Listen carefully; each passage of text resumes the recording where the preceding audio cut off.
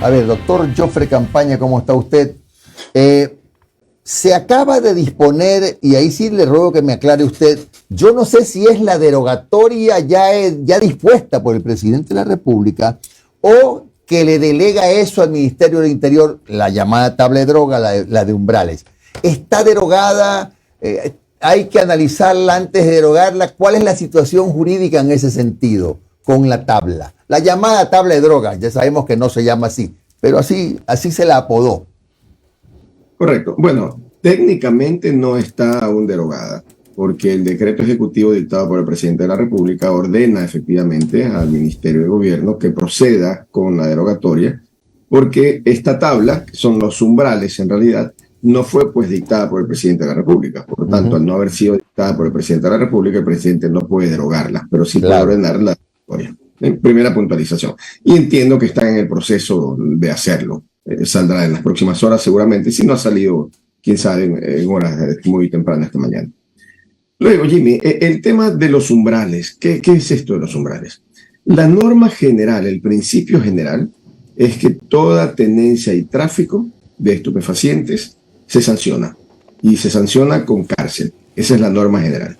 Luego hay otro principio general que está contenido en la Constitución de la República, que señala también que el consumidor no será sancionado con cárcel. Entonces, de una parte, la norma general, toda tenencia y tráfico se sanciona, con la excepción de los consumidores. Había la tendencia a creer que la tabla o los umbrales o las escalas para los consumidores, que no eran otra cosa que decir la cantidad máxima que podía tener sin ser penado, hacía presumir consumo. Forma equivocada de presumir, pero es lo que funcionó en el Ecuador durante muchos años.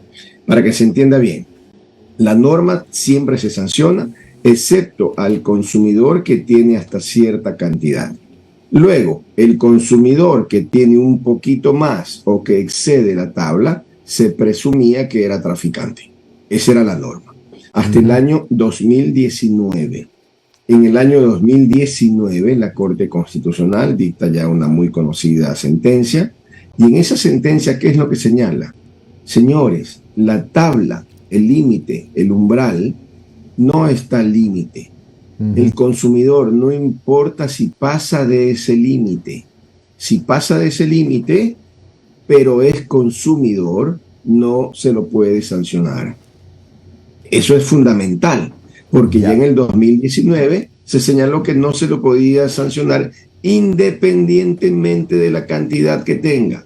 Por tanto, lo que el Código Penal establecía al establecer una tabla y poner un techo, se eliminó con la Corte Constitucional, y bastaba que entonces la persona que tenía la droga sea consumidor. Y algo fundamental también de esa sentencia.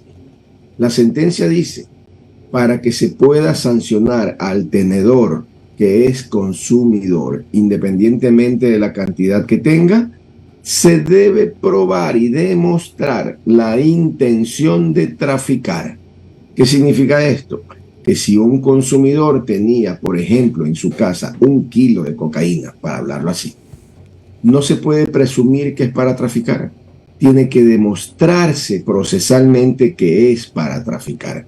Y allí es donde nos vamos a encontrar hoy día en un problema gravísimo y enorme. ¿Por qué?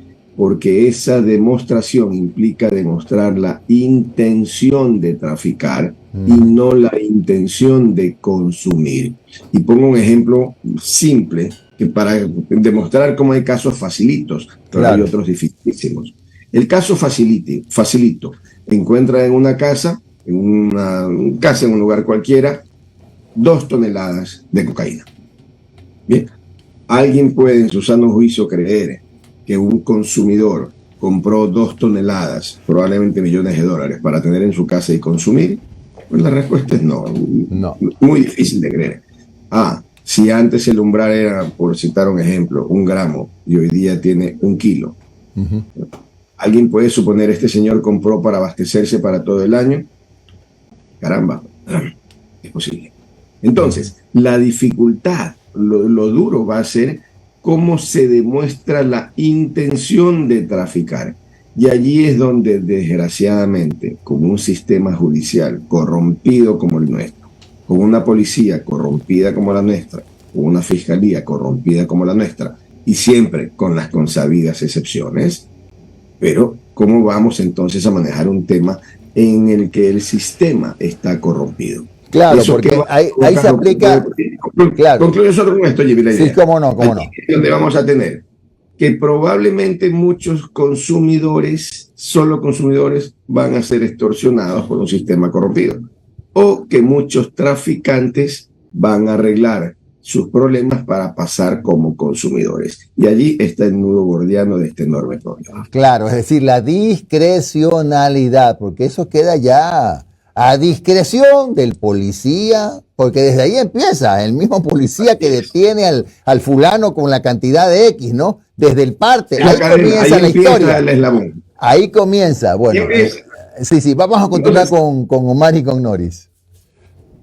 Doctor Jofre, buenos días. ¿Y cómo hacer en este momento, o cuando ya, una vez que el presidente Daniel Noboa ha dispuesto al Ministerio del Interior y al Ministerio de Salud Pública que se derogue esto de aquí, y una vez que ya esté derogado, ¿cómo va a funcionar la policía, por ejemplo, en las calles, entendiendo esta discrecionalidad de la que hablaba, para al momento de aprender a alguien que no sé, hacen una redada, encuentran a una persona con un X cantidad, luego se lo llevan y empieza este proceso? ¿Cómo hacer para que esas cárceles no se empiecen a repletar de gente? Entendiendo que hay una discrecionalidad mayor, o habría una discrecionalidad mayor. Yo voy a poner un ejemplo para narrar una historia brevísima. Pensemos en alguien flaco por allí que está cerquita de una escuela, y uso el ejemplo no peyorativamente, pero para que nos hagamos una idea, ¿no? Un flaco desgarbado, mal vestido, afuera de una escuela, y ese señor tiene un sobrecito con, no sé, 10 gramos. Entonces viene el policía en una redada. Primero, imaginemos que no es uno, ¿no? Son 50.000 de estos o 10.000 de estos flacos desgarbados. Entonces viene el policía. ¿Qué haces aquí parado? No, nada, aquí mirando el sol. Muy bien, vamos a hacer una pequeña requisa. Se hace la requisa, saca los bolsillos, le encuentra un poquito de droga. Y le dice, a la cárcel, te vas preso. Y el otro, ¿por qué si yo soy consumidor? No, estás parado en la escuela, yo presumo que vas a traficar. Así que, vamos, preso. Muy bien, se lo lleva. Se lo lleva si es que previamente el flaco desgarbado no le dice, ya, policía, arreglemos, mira que hay un billetito, arreglémoslo. Digamos que el policía no quiere arreglar y se lo lleva.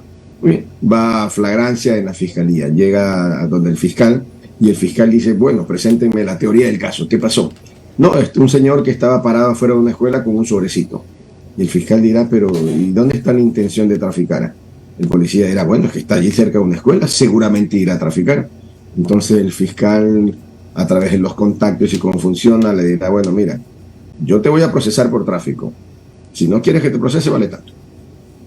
Digamos que esa es una opción, y vámonos a la otra, que el propio flaco le dice, mira, déjate de cosas, aquí hay un billetito, ya yo no estoy haciendo nada.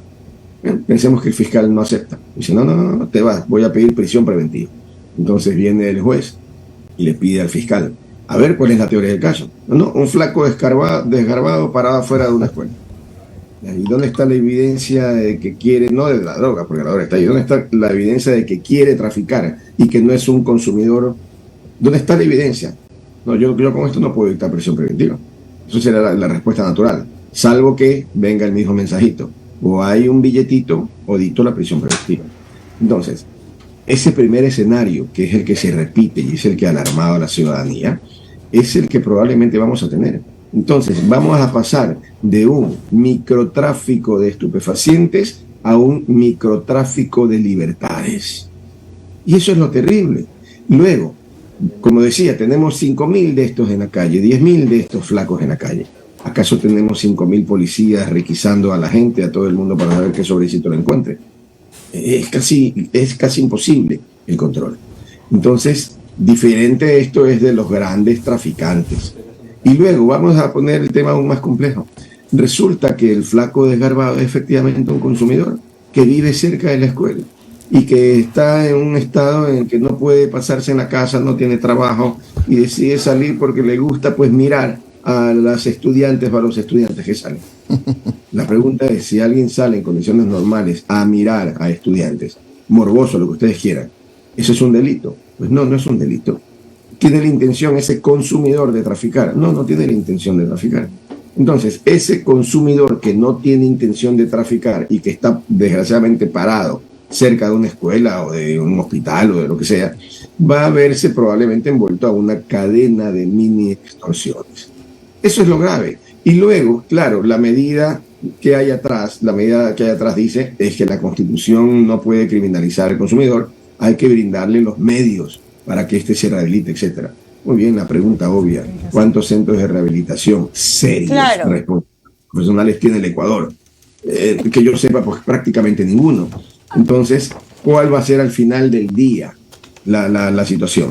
¿Va a desaparecer el tráfico? No. ¿Va a desaparecer el microtráfico? No. ¿Va a alimentarse a muchos policías, fiscales y jueces?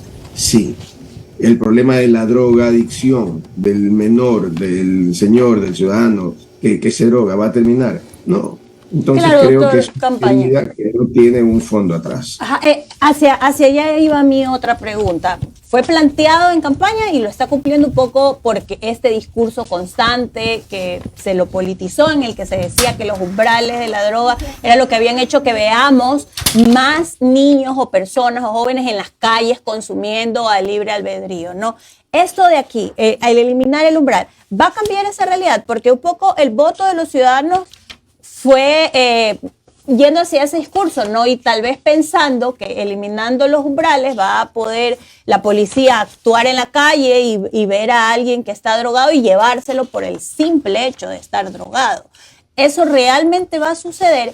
Y la segunda pregunta, y con este término, en el tema, ya el presidente habiéndoles dicho al Ministerio del Interior y al de Salud Pública, revisen, planteen la parte técnica y deroguen, ¿qué es lo que fundamentalmente debería hacer el Ministerio del Interior y el Ministerio de Salud Pública para que esta tabla de umbrales que rompieron y que dijeron ya no existe, tenga realmente un cambio estructural y se atienda a los consumidores? Lo primero, yo inicié esta intervención mencionando que desde siempre el tráfico fue penado. Siempre, sin importar las cantidades. Es decir, el tráfico de estupefacientes está penado. ¿Qué es lo que pasó? Y con esto abordo la pregunta. Lo que pasó es que muchos microtraficantes se escudaron en el concepto de soy consumidor, siendo traficantes, no consumidores. Pero como el no consumidor no es penado, simplemente decían yo soy consumidor, por tanto soy intocable. Eso provocó no lo que vivimos ahora, porque lo que vivimos ahora no se provoca por un consumidor o porque había una tabla, o no es que la tabla era la causante de los males. Eso se produjo por un sistema ineficiente de la estructura estatal para combatir el delito. ¿Por qué? Porque si antes, olvidémonos de la tabla, pongámonos 2 años atrás, 9 meses atrás, si antes había esta manera de esconderse en ser consumidor, tenían que establecerse mecanismos para determinar si alguien es o no consumidor. Y eso pasa por varios escenarios. Un primer escenario, tiene que haber el examen de sangre inmediato para saber si existen sustancias en el cuerpo de esa persona que dice ser consumidor. Porque claro, viene un traficante o un microtraficante que se escuda, yo soy consumidor, le hacen el examen de sangre, no hay una gota de rastro de su sangre de consumo, pues no puede escudarse en ser consumidor y tenía que ser sancionado simplemente. Pero luego había también una circunstancia, el consumidor ocasional. Puede haber un consumidor ocasional que consumió hoy y en 3 meses está limpio y ese señor empieza nuevamente a intentar consumir o traficar o tener para consumir. Pero si le hacen el examen, probablemente 3 meses después ya no exista rastro. Entonces, no basta con hacer el examen, tiene que haber algo más atrás. ¿Y qué es lo que tendría que haber atrás, entre otras cosas? Y suelto ideas simplemente. Pues tendría que haber un registro de consumidores en el país, porque estamos hablando de que son personas con adicciones, son personas enfermas. Por eso es un problema de salud pública y por eso no se los criminaliza. Entonces, si existe un registro de consumidores, es más fácil determinar quiénes son los enfermos, cuántos tenemos, 5.000, 10.000, 50.000, 100.000. Y si hay 2.000, 5.000, 10.000 o lo que sean, entonces la política del Estado tiene que ser cómo vamos a brindarle atención a estas 2.000, 5.000 o 10.000 personas. Pero para poderles brindar atención, dado que son un problema nacional, tiene que haber un registro de a quienes vamos a atender, con todas las garantías de la confidencialidad, etcétera. Que pasa igual que con una historia clínica. Una historia clínica no puede ser divulgada tampoco en este registro. Pero si simplemente el mensaje que nos envían es: cumplo una promesa de campaña porque estimamos que la tabla es la culpable, y cuando claro está que la tabla no es la culpable, sino el sistema judicial, lo que va a ocurrir es que el romper la tabla no va a tener resultados en los próximos meses. Por supuesto que no lo va a tener. Y entonces, ¿qué vamos a hacer allí? ¿A quién le vamos a echar la culpa? Por tanto, me parece que, dado que el presidente de la República ha ordenado que se elimine, mientras no se elimine formalmente, sin que exista todo un proyecto atrás, planificado y fondeado, significa con dinero, sería un error simplemente levantar la tabla, sin más, porque sería dejar a muchísimas personas consumidoras enfermas en manos de las mafias. Y me refiero a las mafias gubernamentales que sin escrúpulos operan durante mucho tiempo en el país. Gracias, doctor Jofre Campaña, fundador de Goberna y Derecho. Había otros temas, pero bueno, el tiempo vuela. Un buen día, Jofre, un abrazo. Gracias. Muchas gracias, Jimmy. Saludos para todos. Bueno.